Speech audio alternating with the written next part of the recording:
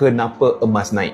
Tahun lepas, apa yang telah berlaku adalah apabila Amerika ambil presiden baru, dia telah bergaduh dengan Chairman Federal Reserve. Pada masa itu, dia nak turunkan kadar faedah untuk Amerika. Antara sebabnya, apabila kadar faedah diturunkan, ini boleh merangsangkan ekonomi. Dan untuk Presiden Amerika Syarikat, dia nak popular. So, kita boleh nampak dia selalu bergaduh dengan Chairman Federal Reserve. Nombor satu. Nombor dua, kita boleh nampak dia telah tubuhkan polis yang baru di Amerika Syarikat. Nama dia ICE. Dan kita boleh nampak rakyat telah bertembung dengan polis di Amerika. Selain daripada itu, kita boleh nampaklah Amerika tengah sibuk berperang kan.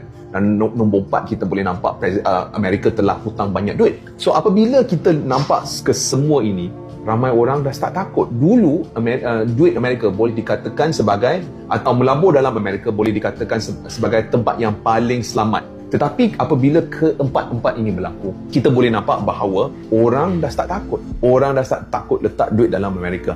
So that's why kita boleh nampak mereka letak duit dalam emas dengan perak.